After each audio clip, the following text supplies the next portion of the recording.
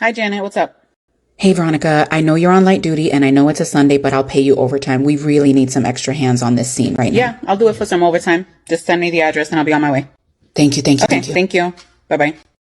Hey, Veronica, do you have a quick second? Yeah, what's up?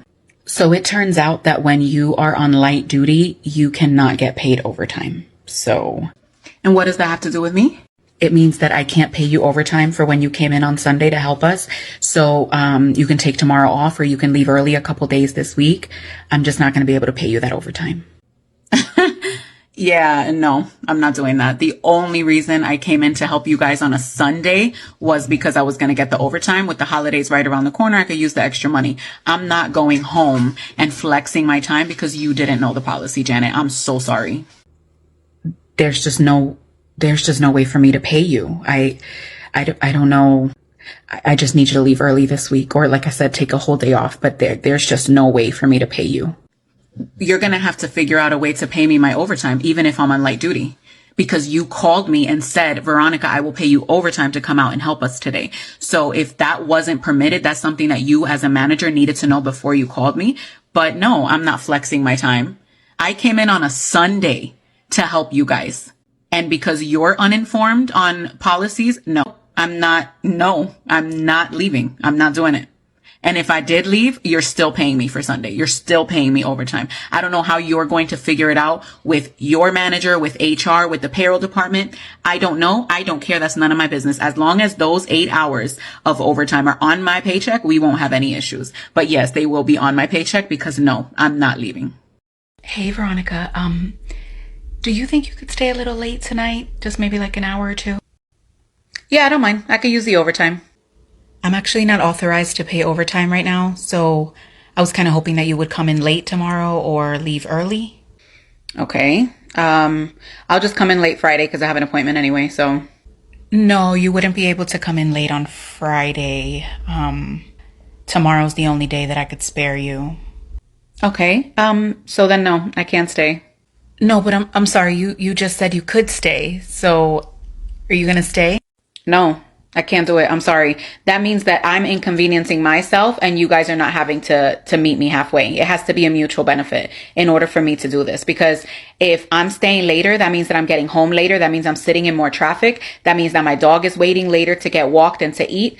And it's just an overall inconvenience for me to stay later. I was willing to do it because I need the overtime. But if I'm not even getting that, coming in late or leaving early doesn't do anything for me. So I can pass. I can pass on that. We're just all having to pitch in a little more around here, you know? I really appreciate it if you could stay. And I understand that. And if you're that short staffed and that tight for people, I'm willing to stay for the overtime. If you need me that bad, then you're willing to pay. Otherwise, maybe you can do it. As a manager, isn't it your role to kind of step in when no one else is available? Well, I'm salaried, so it really doesn't matter if I stay later. I can't really come in later, leave early another day. So it really just doesn't make sense for me to stay any later tonight. I hope that makes sense. I'm sure it makes sense in your mind. But as a salaried employee, you make significantly more per hour if you were to break it down anyway than I do, even with overtime. So it makes more sense for you to stay than for me to stay since you're getting paid a lot more. I'll stay for the overtime. Otherwise, Okay. I'll find someone else. Thank you. yep. Good luck. So, Veronica, after looking over the salary and the job description, did you have any questions? Yes, actually, in the job description, I see at the bottom it says additional duties as assigned. Are you able to just describe a little bit more of what's going to be expected aside from what's already listed? I would honestly love to be able to tell you every single thing that you're going to be doing in this role, but it would just take forever. There's just too many variables when it comes to this position. So I wouldn't be able to tell you what those additional duties, sometimes they just come up and we're just going to ask you to do them. And it's just, it kind of falls into that whole additional duties, if that makes sense. And I get that. I understand that you can't tell me every single thing that I'm going to be expected to do. But where does it end? At what point do you now add 15 additional duties to my job description without additional pay? I hope that makes sense. It does make sense. There's really just no way for me to list everything out for you. We really look for team players and, team members that are willing to step up in times of need. I just hope you understand where I'm coming from. It leaves it open for you to be able to expect. So I'm getting paid for items 1 through 5, and, saying additional duties as described. It kind of leaves it open for you to be able to add items 6 through 20 and kind of put it under that category and not necessarily give me an opportunity to rebuttal or to require more pay, because now I'm being asked to do way more than what's expected of me. If you guys decide to lay off half of the accounting department and all their duties fall on me, then I can't really fight anything because these are additional duties as described. Well, we have your resume, and we'll be in contact. Have a good day. Welcome to Night Shift, Veronica. It's going to be a wild ride. Do you have any questions? Just a quick question. Who do I see to get my uniform? You go across the street to the uniform store and buy your own scrubs. I have to buy my own uniform? Yes, that's correct. It's your responsibility. Okay. And we don't reimburse. You're expected to be clocked in by 6:45 at the What latest. time is the lunch break for night shift? Oh, you're serious. There's no set time. You kind of just, if you can make it, you make it. If not. Okay, so we start at 7 p.m. What time does the cafeteria close? The cafeteria closes at 7. Oh, yeah, no, that definitely makes sense. There are a ton of fast food restaurants you can choose from. All right. And then we leave at 7 a.m. You're scheduled to leave at 7 a.m., but if your relief doesn't show up, or if there is an emergency or you're mandated, then you need to stay.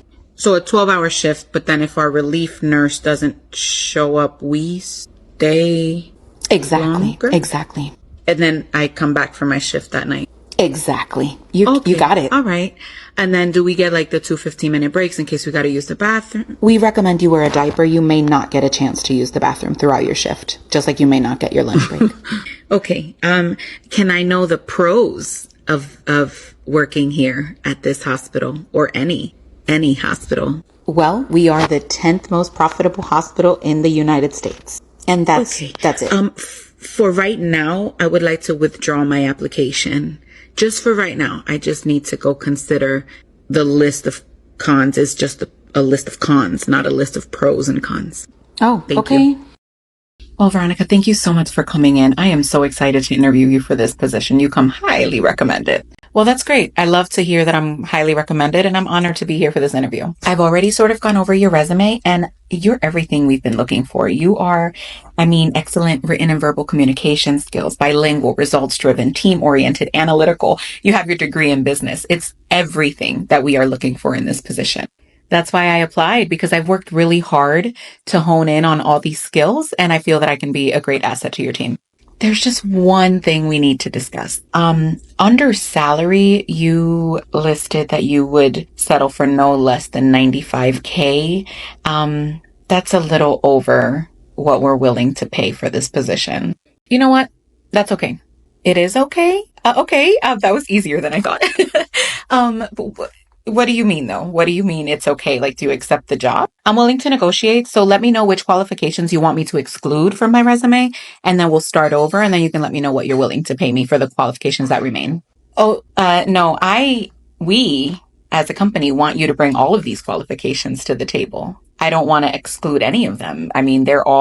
You have a list of very, very admirable qualities. I would like for you to bring all of them to the table. And I get that. And I completely respect your position. I'm bringing a lot of experience, and I'm going to bring skills and qualifications that you have been looking for. And that is what I feel that I'm worth. If you don't feel that I'm worth the $95,000, that's perfectly fine. But then I won't bring all of my skills and qualifications. I'm going to have to take this back to the team. But I guess we'll be in contact with you. Take it back to the team. Do what you got to do. I'm going to give you about 48 hours to get back to me. I know my worth. I know what I'm bringing to the table, and that's how much I'm requiring for my services. So you let me know if you want to continue doing business. If not, there's other companies out there that are willing to pay me what I'm worth. Hi, how can I help you? Hi, yes. So I went and got my degree, and then you told me I had to get my license. So I went and got that, and now I'm here to apply for a job. Okay. I'm assuming you have experience. What kind of experience do you have? No, I don't have any experience because I got the degree, and then you said I couldn't get a job because I didn't have the license. So I went and got the license. And so I'm here to apply for the job so I can get experience. Oh, well, I can't hire without experience. We require a minimum of 3 years experience. I'm sorry, what? You're a recent graduate and I can't hire you if you have no experience in the field. But when it came to apply for the job, you said I couldn't because I didn't have the license. So if I can't work in this field without the license, how would I have experience? You'd have to find a job in this field so that you can obtain the experience necessary. Okay, so again, the 6 years of schooling, all the tests, and then the test for the licensing, none of that qualifies. Exactly. I just can't help you. You have no experience. Okay, so just out of curiosity, if I can't work without experience, but I can't get experience without the licensing, but I can't get the licensing until I finish the school, how do I get the experience to apply for the job without the licensing? And then now that I have the licensing, I can't get a job because of the experience. I feel like I'm talking in a big old circle, but what can I do? Well, you'd need to go get experience. I have to go get experience. In order to go get experience, someone has to give me a job. You could always look outside of this field if you can't find a job in this field. Okay, thank you. I'm a self-starter. I like to work in a group as well as independently, and I know that I'll be a great asset to your team. So thank you so much for this interview opportunity and for meeting with me today. Well, that's a great answer. Thank you so much. Do you have any questions for me before we conclude this interview? Yes, I do have about 15 questions. So just let me know whenever you're ready for me to take over the questioning. 15 seems a bit excessive. But can I ask why so many? Well, it's time for your interview. My interview? I'm not really the one applying for a job. No, I know you're not applying for a job. You're applying basically for me to be your employee, if that makes sense. I'm so sorry. I've never had this happen. I'm not sure exactly what this means. Well, it means that I also want to make sure that not only am I a good fit for your company, but that your company is a good fit for me. It makes sense. It's a little unorthodox, but what does this consist of exactly? It just consists of questions such as, why are you hiring right now? What's your turnaround percentage looking like? There's just a couple questions. I want to know and make sure that if I come and invest my time in this company, that it's going to be worth that time, just like you want to make sure that it's going to be worth hiring me as your employee. We can get started whenever you're ready. I'm mainly concerned with what your middle management looks like, and if do you have like a sort of like a chain of command, or do you have an open door HR policy? I need to know all that before orientation because by orientation, I would have already invested time in getting, like my drug test and physical, and maybe your benefits package is not as attractive as you'd like to make it seem before I get to the orientation and they tell me how bad it really is. So let's just go over the good and the bad, and then I guess don't call me, I'll call you. Hi, team. We have some great news today. There will be a 5% across the board increase for everyone on the team. There are some additional updates that I need to share with you. Because of this increase, you will likely be now in the next tax bracket up. So that is something that you'll have to look out for. Another thing is that the amount that we pay for your health insurance is going to have to go down a little bit. So you'll be paying an additional 7% on your health insurance. You'll see that pretty soon on your paychecks. And you know how you guys only pay $5 for any lunch that you get at the cafeteria? Because of this increase, we will be having to increase that amount by another 10%. So you'll be paying just a little bit more for your lunch, okay? Any questions? Veronica? When is the increase effective? So your 5% increase is effective in about 90 days. The other increases as far as your health insurance, the cafeteria, and most likely your tax bracket, those are effective immediately. So we're getting a 5% salary increase, but then everything else is increasing by 17%. Where are we benefiting from this? Because I understand if, everything else increased by 1%, but the increase to the insurance premiums and our lunch is increasing, 3 times the amount of our hourly increase. How does that benefit us?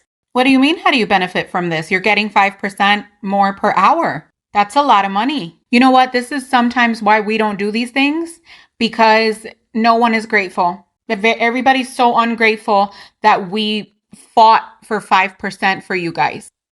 Thank you so much for coming in today. I know that it's been a few days since we had that meeting, but I needed to see what happened with this presentation. Veronica, you're saying that you sent it over to Jamie, right? I see you want to just bypass the fact that you were going to call me out in front of everybody, but then when it came to calling out Jamie, you wanted to take it offline. But okay, yes, I sent it to Jamie the day that it was completed. Do you want to jump in here at any time, Jamie? Yeah, I mean, I've been confused this whole time, Janet, because I sent you that email as soon as Veronica sent it over to me. As soon as I got it, I proofread it, and I sent it to you, and I got a red receipt about 5 minutes later. So I'm not sure what happened, but you have the email. You didn't send it to me. You did not send it to me, Jamie. I wouldn't have brought it up in the meeting if you would have sent it to me. With all due respect, yes, I did. I sent it to you. As soon as she sent it to me, I sent it to you. And I have the red receipt to prove it. Do you need me to go pull it up? I am looking here, and it looks like I did receive it. I'm not exactly sure what happened, but guys, that's not the point. The point is that I need you to be on top of it, okay? Listen, when I ask for an email, just send it. Just send it over. So somehow you're still finding a way to blame it on us. Our emails were done. I even feel like we need to jump back on a Zoom call with everybody that was on that initial call and let them know what the outcome of this was. Because it's okay, even as a leader, to admit that you were wrong and that you kind of dropped the ball and make up for what you tried to do to me and Jamie on that Zoom call. I'm just saying, that's just my opinion. I know I'm just a frontline person, but, you know,